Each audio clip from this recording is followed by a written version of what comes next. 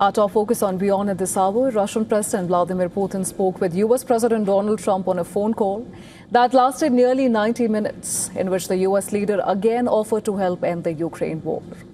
Now, the phone call between the two leaders comes ahead of a critical NATO summit in Turkey starting next week that the US president also plans to attend. Well, during the call, Putin personally congratulated Trump and the American people on this significant holiday, which is the 250th anniversary of the U.S. Declaration of Independence. According to the Russian Foreign Ministry, the conversation, which is their fourth this year, it was businesslike and highly constructive. The statement added that Trump had reaffirmed his readiness to facilitate the earliest possible cessation of hostilities in the Ukraine conflict. Well, earlier Saturday, Zelensky said that he and Trump had also discussed the more than 4 years of war in his country, calling it a very good phone call. Zelensky said that there is a real prospect to put an end to the ongoing war, and America's resolve is decisive.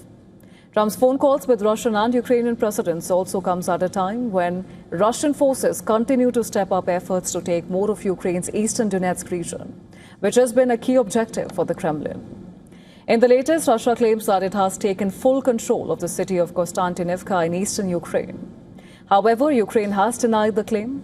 Konstantinivka is a key stronghold located in Ukraine's Donetsk region. According to Defense Ministry, Russian forces took control of about 66 square kilometers in Konstantinivka, and the Ukrainian forces have been repelled several kilometers away. Putin said the city's capture carries great strategic significance while visiting one of the temporary command posts of the Joint Force Grouping on Friday. Now, on the ground, a massive Russian glide bomb strike on the center of the northern Ukrainian city of Sumy killed at least 4 people, including a child, on Friday and injured 33. Other areas in Sumy region and in northeastern Ukraine, closer to the front lines, also came under Russian attack, killing a total of 7 people. A massive blaze also engulfed production buildings at a poultry farm in Ukraine's Kherson region. Despite the constant threat of further attacks, emergency crews brought the raging fire under control and no casualties were reported. Firefighters were seen battling a major blaze after the Russian airstrike hit a shopping mall in the eastern Ukrainian city of Kramatorsk, injuring at least 5 people, including a child, while rescue crews are repeatedly taking shelter amid the threat of follow-up attacks. Meanwhile, Ukraine continues to target Russian energy infrastructure. Ukrainian President Zelensky announced that his forces hit a major oil terminal in Russia's St. Petersburg. He described it as the key infrastructure that generates revenue for Russia's war, though there's been no confirmation about it so far. Ukrainian forces also pressed their counter-offensive to retake the Russian-occupied southern region of Kherson, while on Saturday, Ukraine claimed to have hit the facility in Volgograd with Flamingo missiles.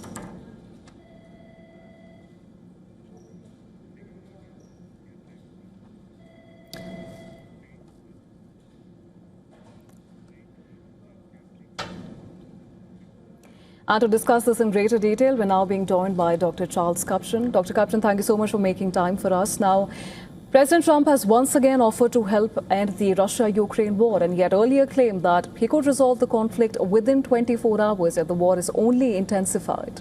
After speaking to Trump, in fact, President Zelensky said that there's now a real prospect of ending the war. Now, according to you, has anything fundamentally changed to justify this kind of optimism that we're hearing?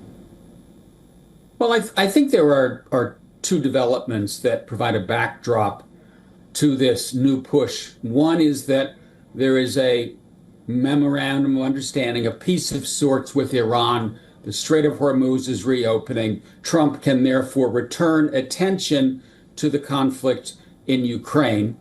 And secondly, Ukraine over the last few months has demonstrated an ability to, number one, take the war to Russia, hit oil depots in and around Moscow, in St. Petersburg, increasing the attacks on Crimea, and they've been able to make some small advances on the ground in Kherson. You just mentioned this.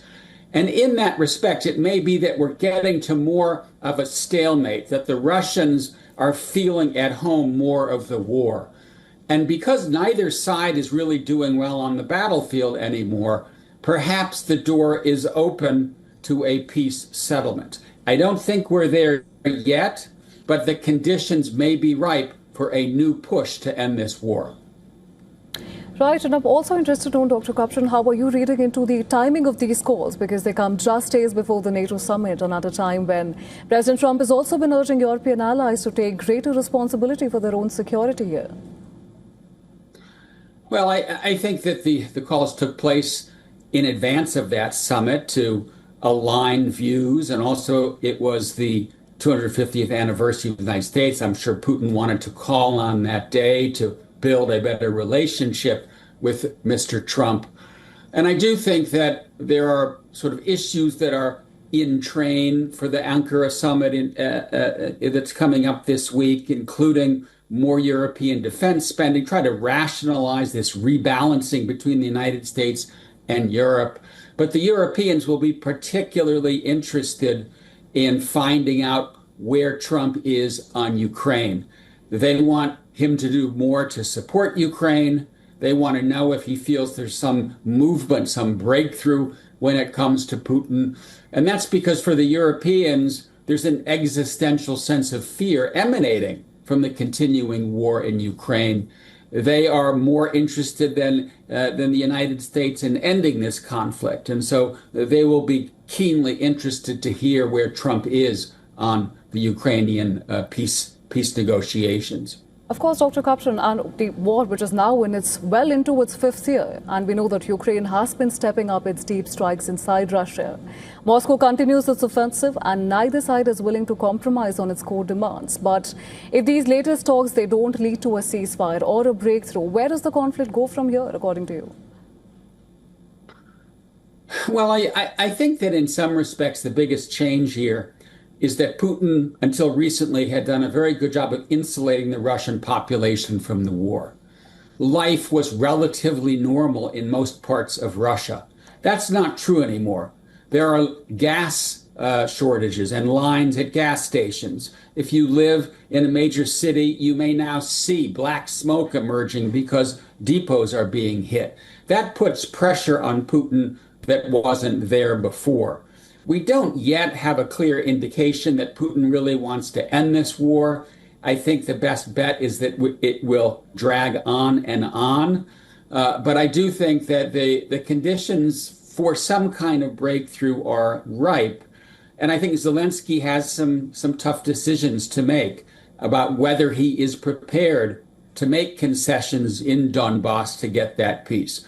Whether Putin is prepared to make concessions and let that part of Ukraine that is still free make its own decisions about its future. These are, I think, critical months for both sides. Absolutely, Dr. Kapran. We'll have to wait and see where the situation goes from here. But for now, thank you so much for joining us in the broadcast and sharing your perspective with us.